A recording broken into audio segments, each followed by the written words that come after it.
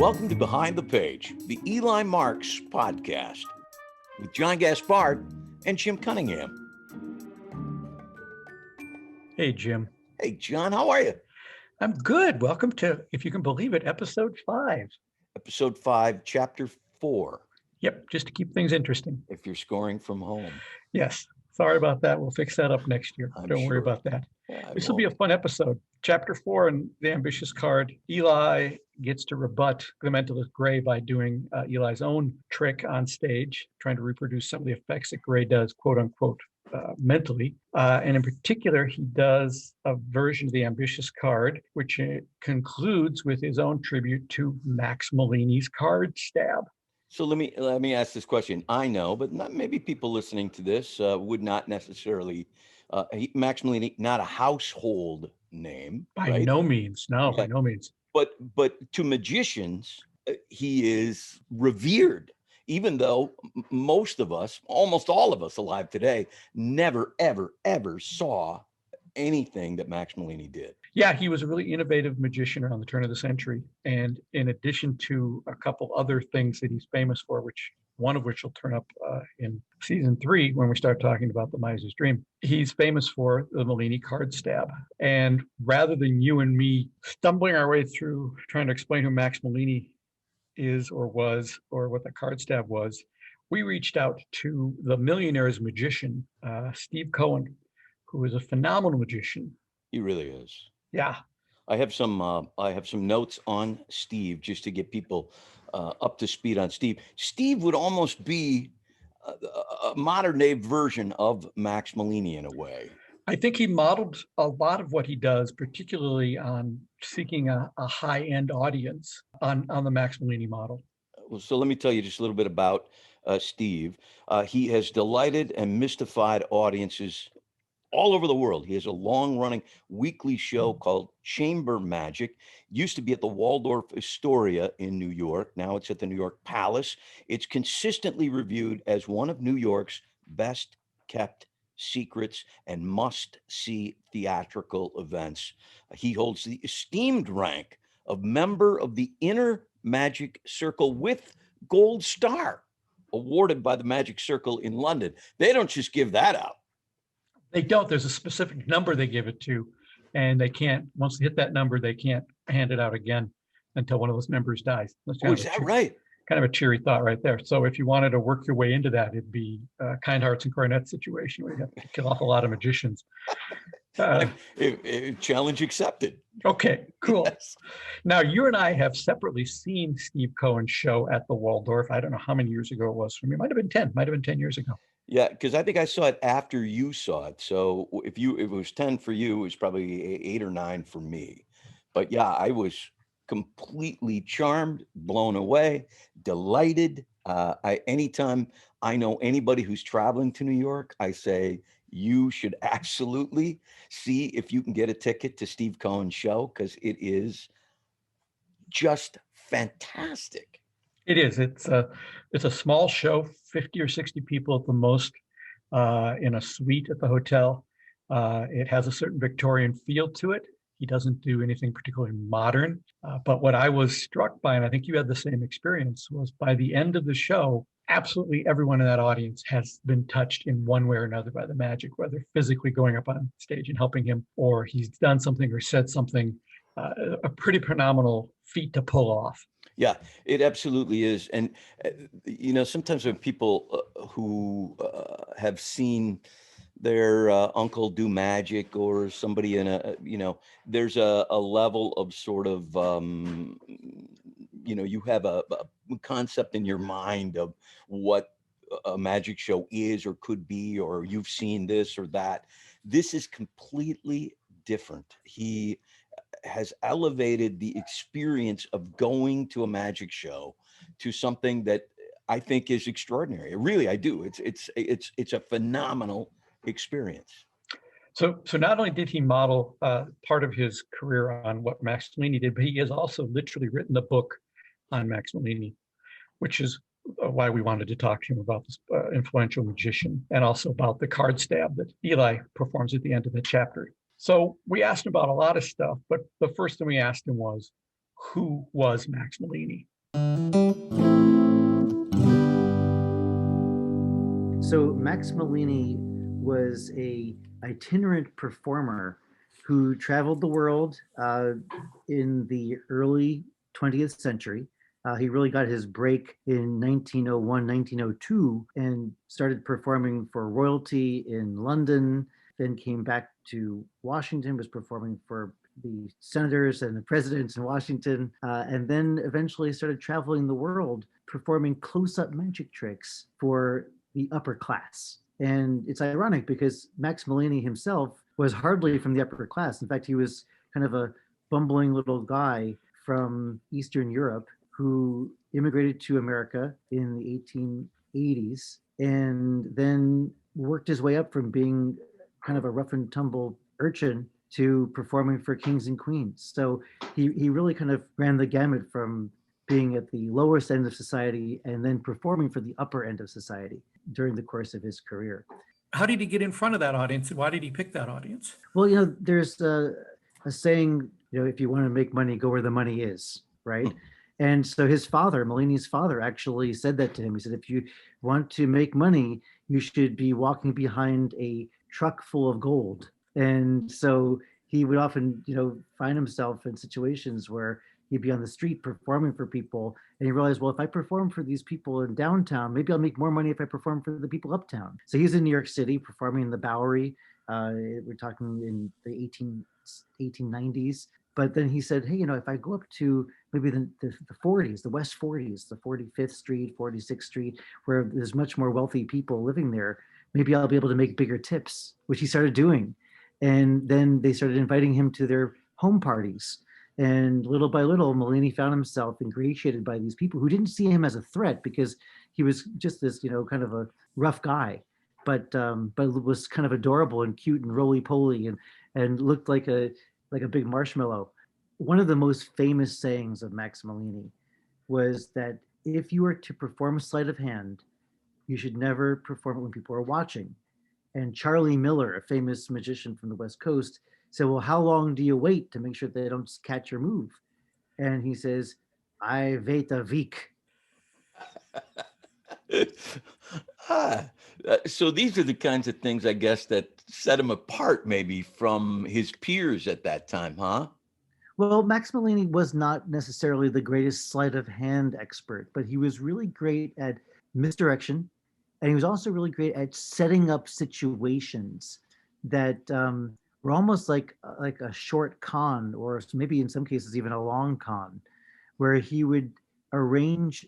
I know we have non-magicians listening to this. I want to be a little delicate in the way I express this. But he would prepare tricks in advance, sometimes weeks or even months in advance, and then play it out when the actual event was taking place. I'll give you an example of one of the great effects without giving a secret away. He was performing for a reporter at a hotel, up in his own hotel suite. And he borrowed the hat pin from the reporter and made that hat pin vanish. So then the reporter's like, well, where did it go? He goes, I can't tell you. It's just gone. I'm a magician. I don't know. And then at the end of the interview, Malini walks downstairs with this reporter to the carport where the taxis are pulling up, taxi stand. And Malini says, why don't you take this taxi home? The reporter gets inside the taxi and sees his own hat pin stuck into the cushion of the back seat. So think about that, right? So, it's very elaborate if you think about how that must have or might have been accomplished. What was it about him that made you decide that a book needed to be written about Max Molini? So Max Malini has always been a great interest to me. I've kind of followed his career and followed in his footsteps in many cases by performing in many of the same stages and auditoriums that he actually used to perform in. But I always admired the fact that he was a Jewish guy, just like myself, who was short, much like myself. I wasn't quite as short as him. He's 5'2". I'm 5'9", but still, kind of diminutive. And also had a specialty in close-up magic, which is one of my passions. So, I found myself following his footsteps, and I realized that, like I said, if you want to perform, if you want to if you want to make money, you have to go where the money is. And I always had these ambitions of making a living being a close-up magician. So it's always good to have a template if you want to accomplish any sort of greatness. Find someone who's already been great and see if you can follow the clues that they leave behind. So I followed a lot of Molini's clues and realized that I can perhaps perform in the same spots that he performed. Like he used to perform at the Waldorf Astoria in New York. Well, that's where I went and ended up doing my show for 16 years. So I think also that one of the great things about Molini is that he didn't have to travel with that many props. You know, he was kind of doing the most with the least. And I think that if you can do the most with the least, then you've won the game. So that's one of my mantras is to see if you can do the most with the least. In your research, do you know how how Molini developed the card stab? Sure. So if you look at the Expert at the Card Table by S.W. Erdnase, you'll find a trick that's described in detail called the divining rod. And the divining rod is essentially the Molini card stab using just one card. And the Molini card stab essentially is having multiple cards selected, they're returned to the deck is shuffled, the magician is blindfolded, the cards are laid out on the table. The magician then takes a knife and starts poking at the cards and stabs individual cards in this jumble of cards on the table. And one by one is able to find the cards in order that the people have called out. So for example, person number one, what was your card? And they say the 7 of diamonds, and sure enough, the 7 of diamonds is already on the blade because he just jabbed it. And Molini essentially was extrapolating the divining rod that S.W. Erdnase described in The Expert at the Card Table and performed it with multiple cards as opposed to just a single card. And you know, the single card effect had been performed by other magicians as well. There had been versions prior to the card stab where it was a card on the wall, where a magician would throw the cards at the wall and then fire a gun, and one card would get pinned to the wall with a bullet. That goes back to the 17th century, in the 18th century. So the effect of finding a card by either isolating it or pinning it has been done in various formats. Card sword had also been performed prior to that in the 16th and 17th centuries, where a magician would throw the cards up in the air and pierce a sword into the jumble of cards and find the card at the tip of the sword. So, you know, the effect of finding a card using a weapon has been around for quite some time. What Molini really did bring to the table was this idea of having multiple cards selected and then the finale of jabbing the knife into the final card, tipping the table forward, having all the cards that are remaining that are loose fall to the floor. So now there's just a single card pinned to the table. And then, you know, you've now basically committed yourself. You know, there's no way out. All the other cards are gone. And say the final person, what was your card? They say the 6 of clubs, and you pull up the 6 of clubs off the table, and then pull the blindfold off, and take your applause. One of the things that Molini also used to do at the end, which I think is brilliant, is he had this handkerchief which had been tied to his head with knots. He would then take the handkerchief off and make the knots melt away, like with Slidini's silks. The knot would just vanish. And I think that was just a really interesting little denouement to the entire effect, that not even the knots could remain. That's an amazing routine. It really is, and one of the things that Molini would do to make it interesting, because he did with 10 to 15 cards, which I personally think is too many. I think doing it with 5 cards, which is probably his most common performance, was a good length. But once you start going to 7, 8, 9, 10 cards, you really have to have variation in order to make it interesting. So Molini would shake it up a little bit. By that I mean sometimes he would stab 2 cards and then lift it up and lift the blade up and show that there was the wrong card on the face and say, "Oh, I'm so sorry." He would remove the front card to show the correct card right behind it. Or he would, for example, have a card fall to the floor, and then he would drop to his knees and jab a card on the floor, again, while blindfolded, and find the selected card that had just strayed off the table. So there are all sorts of variations. Bob Sheets, who's probably the greatest living performer of the card stab today, does a great stab behind his back, where he stabs one card with his arm behind his back. So he can't even see, obviously, because poking behind himself. There's all different ways to make it intriguing, and you have to give texture to the performance, which is what Molini was able to do. Have you ever worked that into your act, any form of the card stab? I've performed the Molini card stab. It gets incredible reactions. I haven't made it a regular part of my show simply because, like I mentioned, you end up with a mess on the floor. And I don't want to have a mess in the middle of my show on the floor. It might end up being a closer, but I've never put it into that position. So I've used it in private performances, but never in the public show. Do you bring your own table when you do that? It's a great question. So one of the great ideas that Johnny Thompson brought to the table was that, if you start stabbing people's tables, they can get angry, right? You go to someone's house and you leave a gashing mark in their table, they're never going to forgive you. So what Johnny Thompson brought to the table was using a wooden cutting board, like a kitchen cutting board you can find in a dollar store. This way you're stabbing into this surface that's meant to have blades impaled in it. And so that's what I've done before, is I've used a wooden cutting board. And if you're performing at someone's house, typically they'll have one, right? So you don't even have to prepare anything. Much like Molini used to do, you would just do everything on the fly. So if you see a wooden cutting board in someone's house, and if they have a cloth napkin, you're ready to do this trick. Now, one of the legends of Max Molini was that he performed this trick at the home of an upper class person in Park Avenue. I've heard other instances of the same story, performing it at the St. Francis Hotel in San Francisco, another time in London at an upscale hotel. And he performed the blindfolded card stab into an antique table, like let's say a Louis XIV table.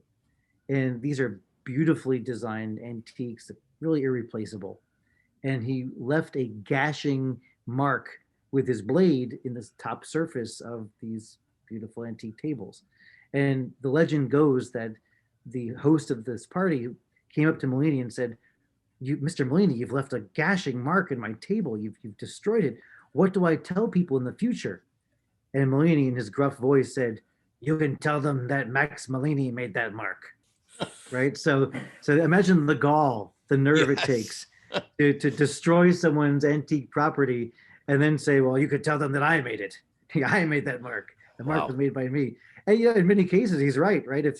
If someone's a legend, now you've added to the legend, and there's a physical proof of it that would be able to carry on that legend, with proof in the future.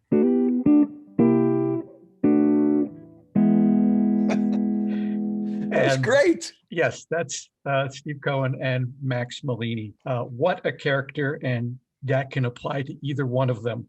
Yeah, absolutely. And there's so much with Steve that we didn't talk about. Right. But we needed to stay focused on Max Malini. He will come back when we start season 2, because he's one of the few people in the world who's done the bullet catch, and season 2 is all about it. Yeah, and survived it. Almost survived it. I mean, he did survive it. Totally, no, he did survive it. He did survive it. Yes, I see why you put the almost. Yeah, I've said it wrong, but he was almost killed. Wait till you hear the story, folks. Yes, and then I'm going to have him come back in season 3 as well, because there's another Max Malini reference in The Miser's Dream. But anyway, it was so great to have him talk about Max Malini. It was interesting for me to see that I hadn't done my research all that well when I wrote The Ambitious Card, because although Eli says he's doing the Max Malini card stab, he's really just doing a minimal version of it. As Steve said, there normally are more cards that are chosen with the knife, and he ends up dumping the table over. But for all intents and purposes, he was doing a pretty decent rendition of the Malini card stab in the book. In the book, Eli's doing an okay version of it. He's just not doing the full Malini. I think the full Malini. I think that should be a thing. The full Malini. I'm going to give you the full Malini if you don't watch out, pal. I think that's a difference that has to do largely with modern audiences. I think that we have gotten to a place where Malini would do a dozen cards. Yeah. I don't think we could. After 3, I get it. Yeah. You're stabbing cards and you're able to find them somehow. I get it. I don't need to see 10 more of that. Exactly. 3 is the magic number. Eugene Berger once said to me, I had a rapping hand that I wanted to use in a show, and I was going to have it spell out something. And Eugene said, no, it raps once It's amazing. It raps twice. It's cool. It raps 3 times. They're looking at their watches. You can't do more than 2 raps. It's death. I said, okay, you're right. I get it. And that's where so when Steve talked about that, I was like, oh yeah, they're Yep. magic. Exactly. Well, I think then Eli's made the right choice, as people will discover as they listen now to chapter 4. Before you start reading, I know you got the book in hand there, you're ready to go. Just hold on one second. Let's quickly recap in case you've forgotten what's happened so far. Eli's still in the Wabasha Street cave. So he's just seen all of Gray's mentalism act. With him is his landlord and his new magic student, Pete, and the British freelance journalist, Clive Albans.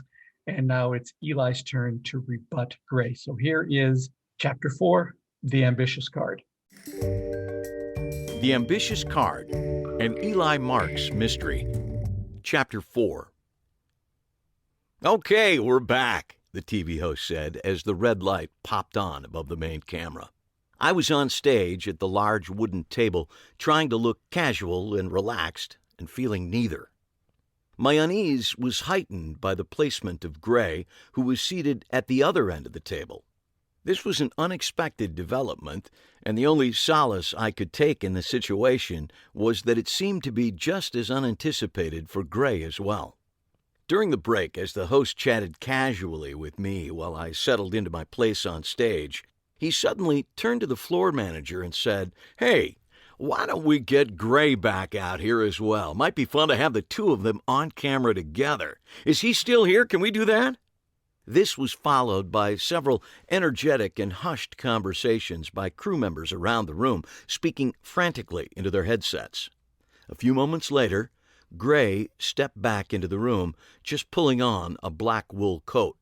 The host saw him from the stage and pointed him out to the crowd. "Hey, folks," he boomed to the audience, "how many of you would like Gray to stick around for this next segment?" Even if Gray had tried to decline, he would have been drowned out by the thunderous ovation the audience gave to this seemingly spontaneous suggestion. Moments later, he was rewired with a microphone and seated at the other end of the table from me, where he still sat stiffly, refusing to look me in the eye. "We just had a great paranormal experience with psychic, mentalist, and spiritualist Gray," the host continued, speaking directly into the camera. Without any prompting from the floor manager, the audience began applauding wildly. Gray smiled wanly and tilted his head a fraction of an inch, acknowledging their adoration. "And joining us now," he continued, glancing down at his ubiquitous index card, "is debunker and magician Eli Marks." He waited a beat too long, anticipating an interruption by applause, which clearly wasn't coming. The floor manager, standing just off camera, frantically gave the audience the applause signal. Their response was at best lackluster, clapping with the same enthusiasm that a group of kids might display when being forced to welcome the man who was about to kill Santa Claus. The host glanced at the index card in his hand again and then looked up at me. "So, Eli, you saw all of Gray's performance tonight, right?" "Yes, I did," I said. "As a debunker of paranormal events, did it set off all of your internal alarms, all the bells and whistles?" He chuckled good-naturedly. "Well, to begin with, I prefer the term skeptic rather than debunker," I began, but he quickly cut me off. "Debunker, skeptic, either way, you don't believe for a second that what Gray did here tonight was supernatural in any way, do you?" I looked from the host to the crowd to Gray, who was ignoring my very existence. "Here's the deal," I said, suddenly turning back to the host as I decided to just jump in and do it. "Gray is very good at what he does. Really. He has excellent crowd control, solid routines, and is obviously skillful. I have no issue with that. What gets me, what sticks in my craw, as my uncle would say, is that he presents the tricks that he's performing as if they were real." "And you're saying they're not real?" the host asked provocatively. "Not 1 second of it. Look," I said, leaning forward and gesturing toward Gray across the table from me. "Gray is a great mentalism act, really. He could make a handsome living in a Las Vegas showroom for years to come with that act. Not at one of the bigger hotels on the Strip, I added, but he could aspire to a job downtown. My joke, such as it was, got nothing from the audience. So then if it's all bogus, can you tell us how he does it? The host asked provocatively. Let us in on all the little secrets. I sat back in my chair with a sigh. Well, you see, that's going to be a problem. Essentially, what Gray did tonight was a magic show, and we magicians are not known for our willingness to let our secrets out. A professional magician never reveals his methods, the host offered. Something like that, I agreed. Well, don't take this the wrong way, Eli, the host said, getting ready to go in for the kill. But you appear to want it both ways. You say it's all fake and not real, but at the same time, you won't explain how it's done. That doesn't seem quite fair, does it? He winked at the audience and got a smattering of applause in response. They still hated me, but now for a new reason. That was progress of a sort, I guess. Maybe I can meet you halfway, I said. What parts do you want to know about? He glanced down at his notes. Let's start at the top. How did he stop his heartbeat? I shook my head. Sorry, folks, that's a magic trick. Can't reveal that. I can duplicate it for you if you'd like, but I won't tell you how it's done. Okay, then, he continued, scanning through his notes. How did he identify people in the audience? He knew their names, what they were wearing, objects they were holding, and he did it all while blindfolded. Can you explain how he did that? Well, for starters, just because you have a blindfold on doesn't necessarily mean that you're blind. But as for his method, I suspect he and his lovely assistant, Nova, the host added, gesturing to the woman in question, who was seated just off stage. Yes, the lovely Nova. I suspect that the two of them used a fairly simple verbal code to communicate the information. In fact, if you were paying close attention, or even if you weren't for that matter, I think you might have recognized they were having a wee bit of trouble with it tonight. I looked over at Gray, who was glaring at Nova. She looked away, and Gray huffed quietly and folded his arms in disgust. All right, fair enough, the host said, looking down and flipping to a new card in his stack. What about his second sight ability, reading the words from books and magazines held by audience members? There clearly wasn't any code going on there. I nodded in agreement. No, I think a more sophisticated technology was used for that. I picked up the wireless handheld microphone that Nova had left on the table. Remember earlier when Nova got too close to one of the speakers in the audience with this microphone? How there was that loud, annoying feedback? I was saying this to the host, but I could see audience members nodding along with me as I spoke. Well, that's because you don't want to get a live microphone too near a speaker. Whether it's a great big speaker on a stand in front of the stage, I said, waving the microphone toward one of the distant speakers, or a little tiny speaker hidden somewhere else. With that, I waved the microphone past the left side of Gray's head, which produced a loud, shrill electronic shriek from somewhere near his left ear. He leapt up, holding his ear and moving quickly away from the table. Damn it, he said, rubbing his ear furiously. Then he must have realized that not only was he still in front of a live audience, he was also on live television. Ever the professional, he regained his composure just as quickly as he had exploded. He bowed slightly to the audience, ran a hand through his hair, and glared quietly at the host as he returned to his chair. I didn't come on this program to be insulted, he said, sitting heavily in his seat.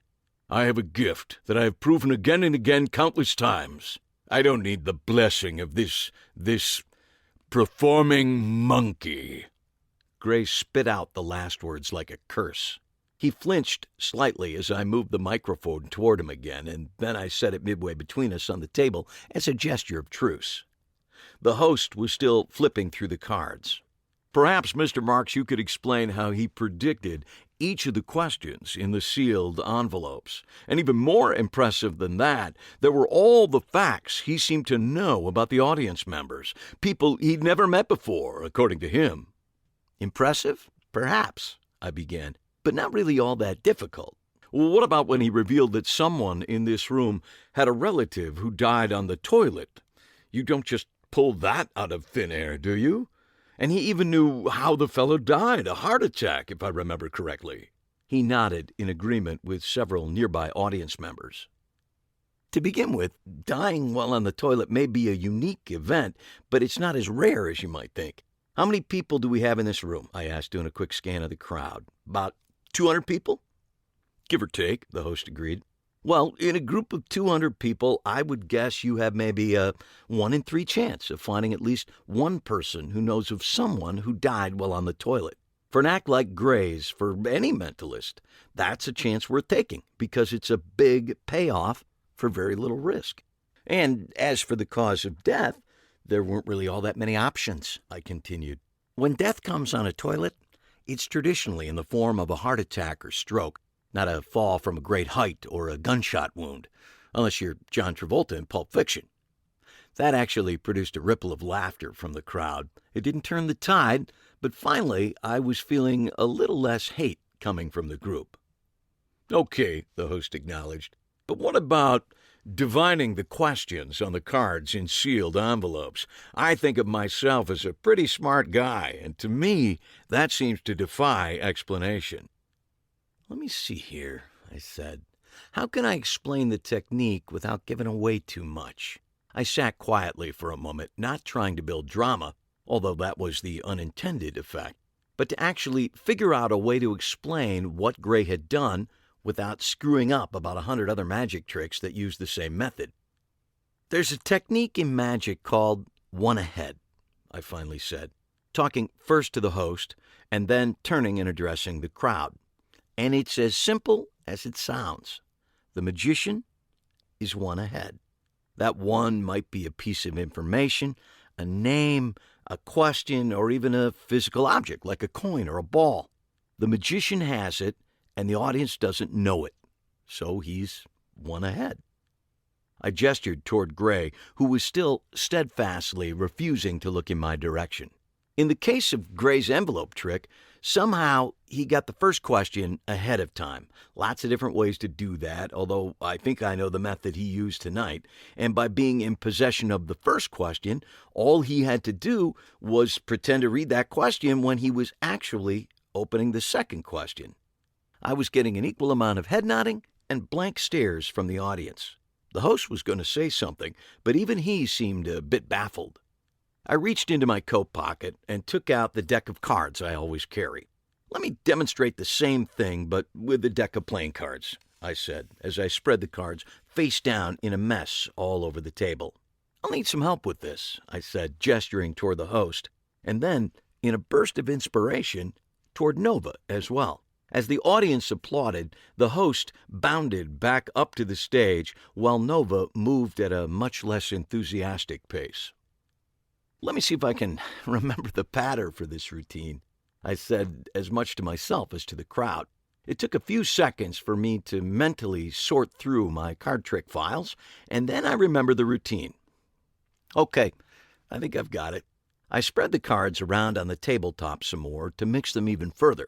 The host was standing over me, and Nova had just crossed the stage. Gray, seated across the table from me, looked like an unhappy statue. Every time I try to write the word psychic, I said, rolling into the routine, I somehow always end up writing the word physics. Now, except for sharing most of the same letters in common, the two words may seem unrelated, but they're actually a lot closer than you might think. You see, in quantum physics, it's understood that the very act of observing an action invariably changes the outcome. And it turns out the same is true in some psychic situations. I moved the pile of cards around on the table, flattening it out, exposing nearly all the card backs. Now, all of us are, to one degree or another, psychic. However, just like in physics, sometimes the very act of observing our psychic work will change the outcome. So, for this effect, each one of you is going to use your psychic powers, but we're not going to look at the results until the end, because looking at them might actually change that outcome. I looked up at the host, who was anxiously scanning the cards spread across the table. You can start, I said. Using your psychic powers, I want you to point out the Queen of Hearts. Don't pick it up. Just point to the card that your psychic powers tell you is the Queen of Hearts. The host studied the cards for a long moment, finally pointing to a card in the center of the pile. I picked it up, glanced at the face of the card without letting any of them see it. Good job. Good job. I looked up at Nova, who was standing nervously beside Gray. I caught her eye and gave her a smile, which she returned shyly. Nova, I'd like you to use your psychic abilities to find, why don't you try to find the 10 of clubs? Nova appeared to be taking her task very seriously. She considered the mass of cards and then suddenly pointed to one card on the far edge of the group. Are you sure that's the 10 of clubs? I asked. She thought about it for a moment and then nodded decisively. I picked up the card and glanced at the front. Well done. I looked at the cards spread out across the table and then looked up at Gray, who was still stubbornly refusing to look in my direction. I glanced from him to the audience as I said, "How many of you would like to see Gray pick one of the cards?" Without any prompting from the floor manager, the audience burst into an energetic round of applause. Gray smiled grimly at this outburst and then slowly turned his head and acknowledged me. His eyes were boiling over with hatred. He was seething, and I think would have killed me with his bare hands if we hadn't been on live television. "Great," I said, trying to keep my voice from cracking. "Gray, why don't you point out where the 2 of diamonds is?" Without taking his eyes off me, he pointed at a random card on the table. I reached for the card and inspected the front of it. "Perfect," I said, trying to keep things light. "And now I'm feeling a little psychic myself, so I'm going to see if I can find a card as well. Let's see, I'll find the 4 of hearts." I picked up a card off the table, added it to the 3 others in my hand, and then placed each one down face up on the table with a flourish as I called out, "There they are, the 4 of hearts, the 2 of diamonds, the 10 of clubs, and the Queen of Hearts." The host gathered up the 4 cards and held them up for the audience, but it was an unnecessary step. The audience was already applauding wildly. The host clapped me on the back, and Nova gave me a shy grin. Gray was the only one not smiling. "That, without giving anything away," I explained as the applause began to subside, "uses the same technique that Gray used with the questions in the envelopes." I was one ahead.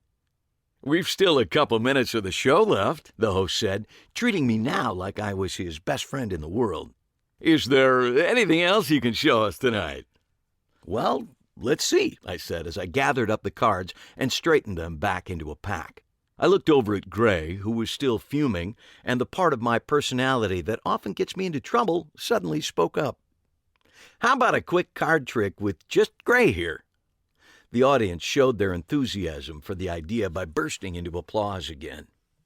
"That sounds like fun," the host said over the ovation, and then he turned to Gray. "Are you up for it?" he asked, pretending that Gray had a choice in the matter. Gray could see there was no way out, so he pretended, badly, as it turned out, to be a good sport. "Sure thing," he said, with all the sincerity of a used car salesman. I quickly shuffled the cards and then shuffled them again. After seeing him perform tonight, I sense that Gray is an ambitious guy, so this will be the perfect card trick for him. It's called the Ambitious Card. Why, you ask? I stated rhetorically without stopping for anyone to answer. Because, just like our friend Gray here, one particular card always finds its way to the top. I fanned the cards and held them out to Gray. "Pick a card," I said, adding a carnival barker inflection to my voice. "Pick a card, any card." This produced more laughter from the crowd than it really warranted. Practically dripping with contempt, Gray reached out and pulled a card out of the cluster without even bothering to look at it. I gathered the cards together and pivoted in my chair, turning my back on him. "Now, go ahead and sign your name on the face of the card just to ensure that I don't try to switch cards later on." I could hear him sigh deeply, and then I heard the rustle of clothing as he pulled a pen out of his suit coat pocket. Moments later, I heard the scratching of the pen on the card, then the click of the pen and the sound of rustling again. "All set?" I asked, with a bit too much cheer. "Yes, all set," he replied, with virtually no inflection in his voice. I turned back to the table and once again held the cards out to him, slowly riffling through them. "Say stop wherever you like," I instructed. "Stop," he growled. I stopped riffling and told him to place the card at that spot in the deck, which he did with little enthusiasm. I cut the cards and then gave the deck 2 quick shuffles. "So, I mixed the cards twice and cut them once. Your card is buried somewhere in the deck, but like I said, it's an ambitious card. So, with a little coaxing from me," I said as I gave the bottom of the deck a hard flick of my index finger, "your card magically moves to the top of the deck." With that, I peeled back the top card, revealing a signed card, the King of Diamonds. Gray stared at me with disdain, but the crowd applauded wildly. I looked at the card and then looked from the card to the diamond rings on Gray's fingers. "King of Diamonds," I said. "How fitting." With that, I launched into the trick with fervor. I shuffled the deck. The King of Diamonds returned to the top. The host shuffled the deck. The King of Diamonds returned to the top. I shuffled the deck and let Nova cut it 3 times in a row. The card returned to the top of the deck. "It's a persistent little bugger, isn't it?" I said to Gray, who seemed to have only one facial expression: utter revulsion. Perhaps I thought he was one of those rare people who didn't like card tricks. "There may be only one solution," I continued, putting the card back with the others and shuffling them vigorously. "We may have to take lethal steps." I shuffled the card one last time and then spread all the cards face down across the table in front of me. "Gray, could I bother you to lend me your blindfold and your letter opener, that wickedly sharp one you used earlier?" I thought for a second that I had finally pushed him too far and that he was going to explode and come across the table at me, but to his credit, he kept his cool. Slowly, oh so slowly, he reached into his coat and withdrew the long strip of black fabric and the letter opener, setting both on the table just outside of my reach. Before I could lean forward to take the objects, Nova moved in and picked up both of them. She moved into assistant mode, stepping behind me and placing the letter opener on the table near my right hand. And then she took the blindfold and covered my eyes, skillfully tying a snug knot against the back of my head. I could feel her breath on my neck, and her perfume wafted past my nose. Her hands danced lightly on my shoulders, straightening my shirt, adjusting my collar, and then I could feel her stepping back to her original position to watch the finale of the trick. "The conclusion of this illusion," I said poetically, "comes courtesy of the great magician Max Malini, who invented and perfected this move over his long and illustrious career." I felt across the top of the table, sliding the cards around with both hands to mix them up even more. I moved my right hand until I could feel the sharp point of the letter opener, carefully sliding my hand down the blade until I was able to grasp the handle. I would ask that if any of you have your hands or any other body part on the table, please remove them immediately, as I'm flying blind on this one. I could sense the host and Nova take a step back, but felt no movement from Gray's side of the table. I gave a few of the cards one final push with my left hand as I raised the blade in my right. "Let's just see if we can trap that ambitious card," I said, and then with a sudden movement buried the tip of the blade into the tabletop. There was a surprised gasp from the crowd, which grew in volume and intensity as I pulled off the blindfold with my left hand, keeping my right firmly on the handle of the letter opener. I rocked the blade back and forth, carefully removing it from where it had jabbed the table. Several cards fell away as I lifted the letter opener, revealing that only one card had been actually stabbed.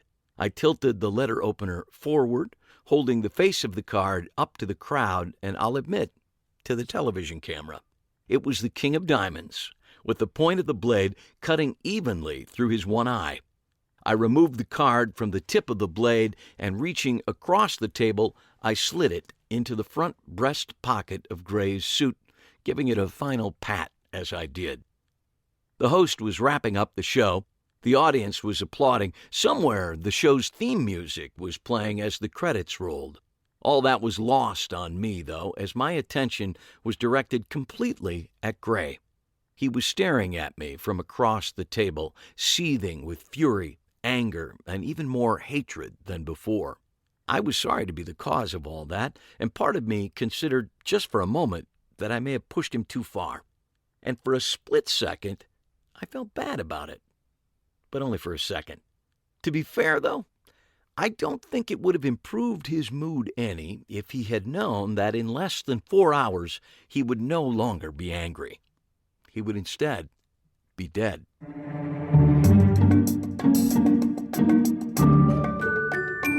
Dun, dun, dun. Yeah, that's chapter 4. So I guess that's it for Gray. I'm not sure. It Oh, I doesn't don't know sound good either. for him. It's a cliffhanger for sure. It is totally a cliffhanger. Thanks for that reading, Jim. I think we got to wrap up because we're running a little long here. Before we wrap up, though, I want to thank the great Steve Cohen for chatting with us about Max Molini. Like I mentioned, he'll be back next season to talk about the bullet catch. That'll be good. And we can talk about his scar. Yes. You can follow Steve, folks, at his website, chambermagic.com. Chambermagic, all one word, .com. Or on Facebook at facebook.com/chambermagic, all one word. And you can check out in this episode's show notes some links to Steve Cohen performing, and you'll enjoy those. Thanks, everybody. We'll see you next time for Chapter 5 of The Ambitious Card. And I should mention, we've got some great guests coming up in the near future. We've got David Regal, we've got Suzanne the Magician, and a special 2-episode arc with the one and only Dick Cavett. Boy, that was a blast. Talking to Dick Cavett, this is not hyperbole. Talking to Dick Cavett may have been one of the high points in my whole career as a performer, entertainer, book reader. That was so much fun for me.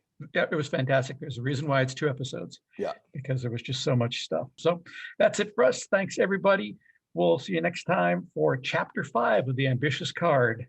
And you know what? To make sure you don't miss an episode, folks, hit that subscribe button. Why don't you? And send us a rating as well. Thanks, everybody. Bye-bye. This has been Behind the Page, the Eli Marks podcast, with your hosts, John Gaspard and Jim Cunningham. Produced by Alberts Bridge Books at Grass Lake Studios. Thanks for listening.